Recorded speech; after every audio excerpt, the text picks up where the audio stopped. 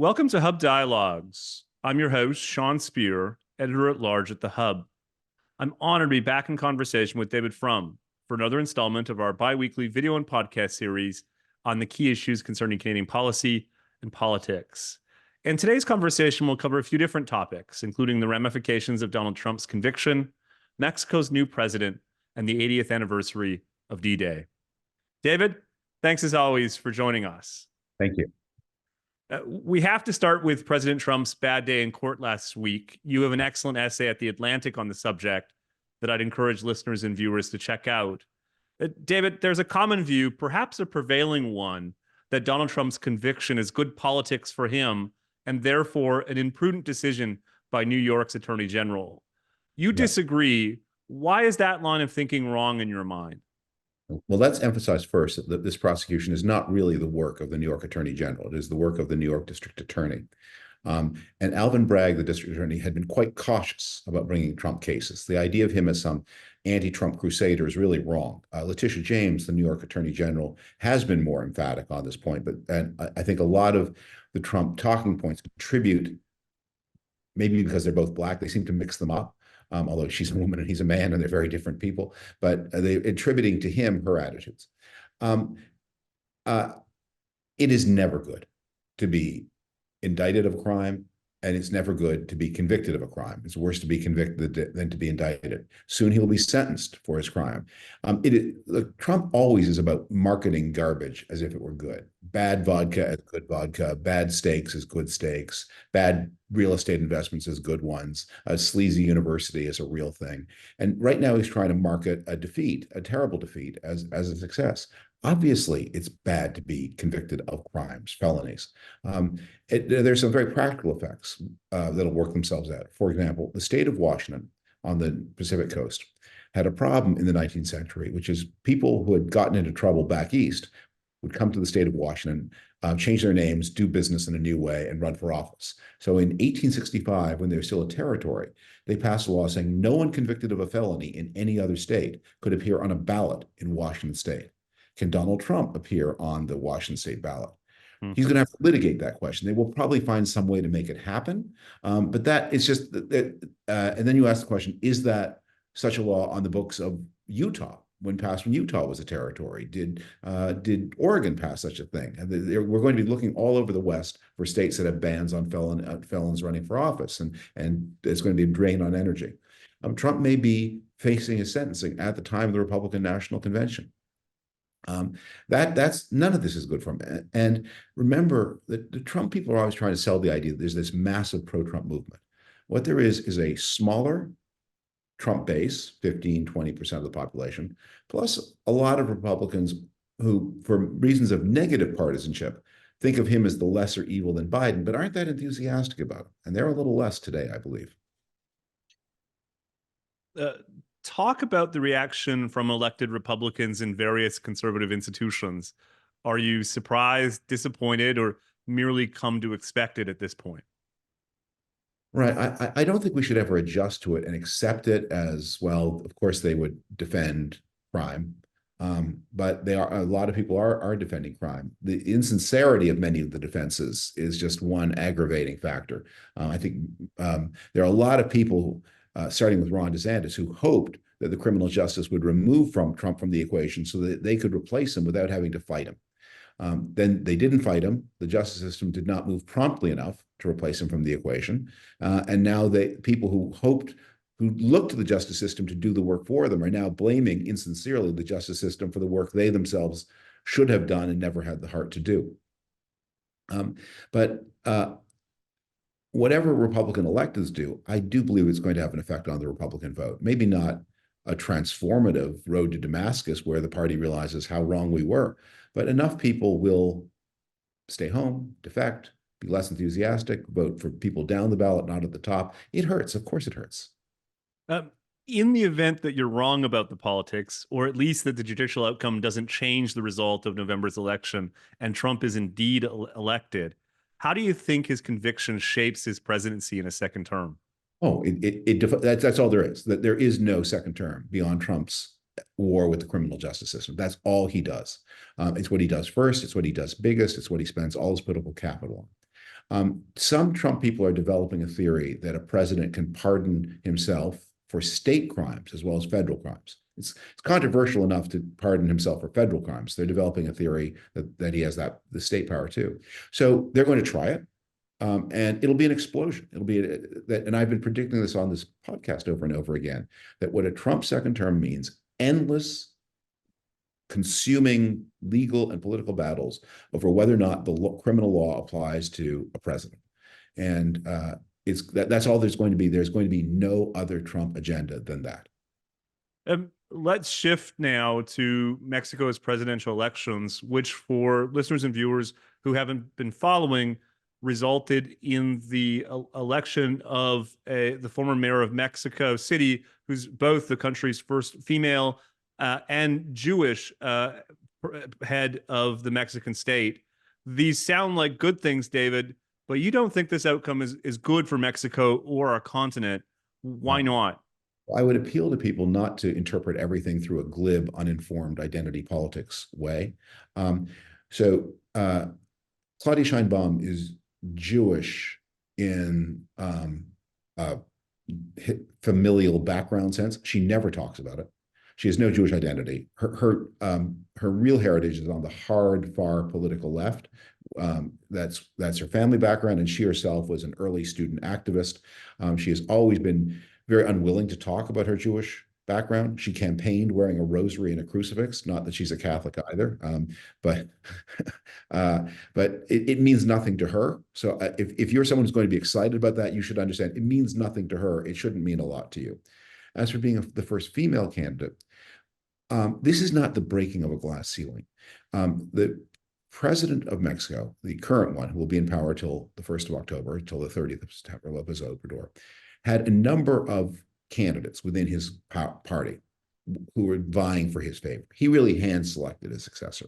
What he was looking for, the quality he was looking for, was the weakest one, the one with the least political independence, the one he could most effectively control from behind the scenes. So he picked her because he was a woman, not because he's a feminist. He is the opposite. He is a very macho, socially conservative person. But he believed that her female quality and her other lack of political skills, because she's not a charismatic person, she doesn't have the common touch, will mean that through his sway over his party and his influence over the army, he can hem her in. He's got a political gun to her head in another way. Presidents of Mexico serve a single 6-year term, but AMLO instituted a possibility of a recall election at the 3-year mark. There's some and he subjected himself to that, by the way, fairly, and prevailed. But it is a mechanism in the hands of the majority party, which he controls thoroughly, against the next successor. So if she disappoints him, she may find himself fighting a recall election 3 years from now in a party where she has weak roots. Now, she'll be head of the state. That may count for something. We'll see. But it is going to be a power struggle. And she was selected for her weakness in the power struggle, not for her strength. You've accused Obrador as moving the country in an authoritarian direction on this podcast and elsewhere, yet she won with nearly 60% of the popular vote. Is this a function of authoritarian dynamics themselves or a sign of Obrador's popularity? If the latter, David, what explains it in your mind? Why do Mexicans support his politics, notwithstanding the threat to democracy that he represents? First, López Obrador is genuinely popular. He has presided over a growing economy. He's delivered. He's taken a lot of social programs that were impersonal but didn't work that well, shrunk them. He is mostly, by the way, he's very fiscally conservative. He has shrunk the Mexican welfare state, but he's instituted a series of basically gifts from the presidential administration that are more visible, more tangible, more subject to political influence, but that give something. And Mexico, like many Latin American countries, has a history of distrusting impersonal social provision by the state and favoring dramatic gestures by the head of state, the Evita phenomenon. But this is how Chavez bought popularity. In López Obrador's case, the programs aren't that generous because he's above all anxious to avoid deficits and debt, but they are something. But it's also true that he's brought the media very much to heel. And he has huge influence over the social media space in Mexico. A lot of Mexicans now get their information from Facebook and from YouTubers, where he has a lot of sway. And it needs to be understood this election, while free, if you went to the polls and voted, your vote was counted. It was not fair, because not just because the president broke rules in all kinds of ways. Presidents of the Mexican state are not allowed to campaign, for example. He campaigned. He brought all kinds of state pressures to bear in a way that's illegal. Mexico, because of its history of authoritarianism, has very strict rules on the use of the state to favor candidates. He broke them, and quite gleefully. But above all, and this is the real stake in Mexico, Mexico is a failing state. It is sliding into what has been called a criminal insurgency. More than 30,000 people die violently in Mexico every year, probably more than that, because among the institutions López Obrador has broken is the state statistical agency. So the numbers are decreasingly good. But 180,000 people approximately have died a violent death over the past 6 years. That violence, the state doesn't do it. It's done by criminals. But the state signals where the violence will be more punished and where it will be less punished. And the state isn't able to be everywhere. More than 30 candidates for office were murdered in this election cycle. Wow. Now, the single largest number of the murdered were from López Obrador's own party, the Morena party, but the majority of those murdered were from opposition parties. By about 2-1 in this election in 21 and in 21 before it, the opposition candidates are about twice as likely to be murdered as government candidates. These murders emerge from local power struggles between criminal syndicates and local office holders. They're also a form of dialogue where the criminal syndicates indicate what is acceptable and what is not. But the violence is most intense in places where it would be most convenient for the government if people didn't come to the polls. And it seems to be least intense in places where the government wants people to come to the polls. And so again, if you went to the polls, and if your candidate was not murdered, you could vote for whom you wanted, and your vote would be counted. But candidates are being murdered, or kidnapped, or threatened, or dissuaded, and the violence does dissuade people from coming to the polls. So, yeah, he's popular, but he's taking no chances either. Obrador's relationship to Mexico's cartels seems somewhat complicated.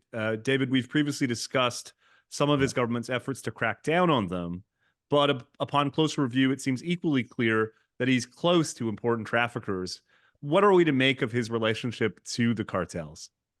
Well, look, the cartels are such powerful states within a state that the Mexican state is always in a kind of negotiation and dialogue with them. And I tell in the article I wrote, I was there in January 23 when a huge gun battle broke out near Sinaloa State. My plane was delayed because the battle ended up being fought at the airport, which was Mexico's one of its top 10 airports, and it disrupted air travel all over the country. In a fight between the state and a criminal syndicate, the state will win, but at cost. But while the state is stronger than any one criminal cartel, it is not stronger than all the criminal cartels put together. And so it negotiates. But López Obrador seems to have an especially intimate. ProPublica, the public interest news site in the United States, reported an internal investigation by the Drug Enforcement Agency that he had received $2 million of funding in his 2006 campaign for president from drug cartels. He has exhibited many gestures of respect, including to the mother of El Chapo, whom he visited in person, shook her hand. And he has sought the release from prison of an important Mexican general who was arrested by the United States on drug trafficking charges, and after securing his release, gave him a medal. So it's a complicated relationship. It's not what you would like it to be. And as I say, that his opponents are much more likely to be murdered than his supporters. David, we're speaking on June 4th. There are reports that U.S. President Joe Biden will soon sign an executive order imposing new limits on asylums coming across the southern border. This is obviously a major political issue in the United States and may indeed loom large in this fall's presidential election. How will this week's Mexican election affect the immigration issue and perhaps the U.S. presidential elections themselves? It's going to have a huge effect on the U.S. election. The government party, Morena, won a nearly 2/3 majority in Congress, and it has almost all the governorships. So that gives it a lot of power to rewrite the Constitution if they can just persuade or intimidate 4 members of the Mexican Senate to go along with the Morena two-thirds majority. There are 4 senators short. The new Congress takes office on September 1st. Lopez Obrador doesn't leave till September 30th. So there's a month where he can, if he can bring pressure on those 4 senators, rewrite the Mexican Constitution. The United States would not normally approve of that, but that month, which is going to be in the fall campaign for president, he has his hand on the migration spigot. Lopez Obrador also has at times increased the flow of immigration to the United States to send a message. He's got a very tense relationship with Biden. He didn't congratulate Biden on his victory until December 15th, 6 weeks after it happened. He obviously preferred Trump. He visited Washington in the fall of 2020 or the summer of 2020 to show his friendship to Trump. I think he would prefer to beat Biden if he could, but he's also pragmatic, and his top concern is getting through his constitutional changes, getting a successor in, and if Biden will look the other way, he may deliver Biden some relief on the immigration question. Mm-hmm. We've previously talked on this podcast, David, about Canada's North America strategy. How should Canadian policymakers be thinking about this week's election, and how should it influence Canadian policy vis-a-vis Mexico? Well, one thing Canadians need to keep in mind is on top of everything else, Lopez Obrador has been an environmental vandal. He's driving through a completely economically insane railway project through the Yucatan, doing tremendous damage to jungles and to archaeological sites. He completely rejects the idea of man-made climate change. He dislikes green energy of all kinds, in which Canadians have invested heavily. He's a big supporter of the petrochemical industry, and although his handpicked successor 20 years ago worked for the climate panel, she has been with him every step on the way on his environmentally destructive pro-carbon megapush. So Canada needs to understand that within NAFTA, it has a partner that does not share Canadian environmental views. Canadian investors have suffered as a result. And Canada is going to need to work with an American administration, an environmentally minded one, to put some pressure on Mexico. To say, solar energy is not actually some neoliberal Yankee imperialist crime against native Mexican oil. You need to join us in making this transition. And by the way, you need to observe the NAFTA rules that prevent you from discriminating against foreign energy providers, the way that Lopez Obrador has been doing and Claudia Sheinbaum indicated she will continue to do. Let's wrap up with D-Day, which marks its 80th anniversary on Thursday. I rewatched President Reagan's 2 speeches in Normandy to mark the 40th anniversary. Not only does D-Day itself feel like a long time ago, but Reagan's words 40 years ago feel far removed from today's culture and politics. What are your thoughts, David, as we mark this important anniversary? Well, I at one point went back and observed the big ones, the 10th, 20th, 25th, and so on. And you can write a cultural history of our times through the way this ceremonial has changed. At first, D-Day commemorations were a very low-key deal. Very little happened on the 10th. And the 20th and 25th, of course, were suppressed because you had first literally Charles de Gaulle himself in government at the time of the 20th, and then his selected successor at the 25th. And for the Gaullists, D-Day was a very painful memory. It reminded them that France had been conquered, that the Free French were not in the first wave.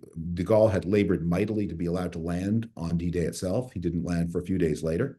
There were not French troops in the D-Day landing force, so it's very painful. And so that there is no observation at all of the 20th, and I think none of the 25th. So the big ceremonials begin in 1984 with the Reagan 40th. So the reason you don't remember other presidents doing it is because there had been nothing like it. And Reagan gave a especially good speech. There was another big commemoration on the 50th with Bill Clinton. And at the 50th, they invited a Soviet representative or a Russian representative to mark the end of the Cold War. But what we can see at the 80th, in 1984, in 1994, and 2004 is working out the rule. What is Europe going to look like? Is Russia going to be in or out?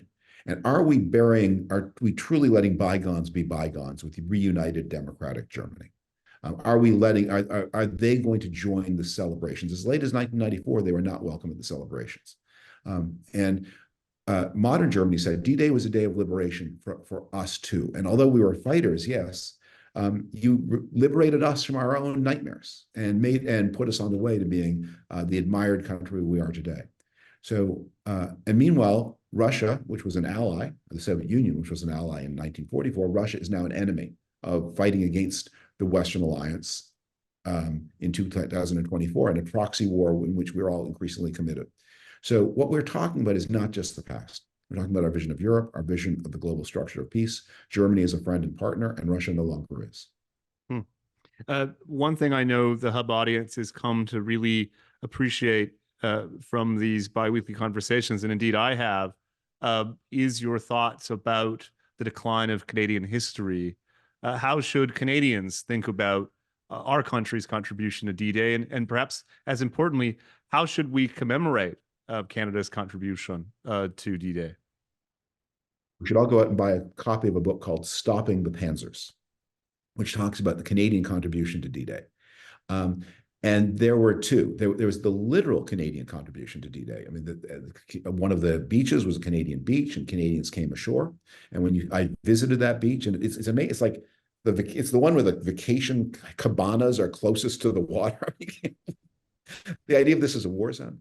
But Canada had a second, as Stopping the Panzers point, role that was even more consequential, and it was some Allied deception campaign. The German army remembered that in 1918, the Canadians had been the spearhead of the British Commonwealth advance, the most feared troops on the Western Front from a German point of view. So they expected the same thing to happen in 1944. And Eisenhower knew that. So as part of his deception, the reason the Canadians are on the eastern edge of the Allied advance, and that he put them as far east in England as he could put them, was to fool the Germans into thinking where the Canadians are is where the blow will land. And if the Canadians are in the southeast of England, that means the blow is landing at Calais. And in fact, the blow landed to the west in Normandy, but putting the Canadians at the east was a crucial part of the highly successful Allied deception campaign. And then, of course, Canadians fought well and valiantly, but they were at their most important role, perhaps, was in this feint and deception. Right? And Stopping the Panzers is a book with a really interesting story of how all of this happened. What a wonderful way to wrap up what's been a fascinating conversation involving a bunch of different topics. David, I want to thank you and look forward to catching up in a couple of weeks. Bye-bye.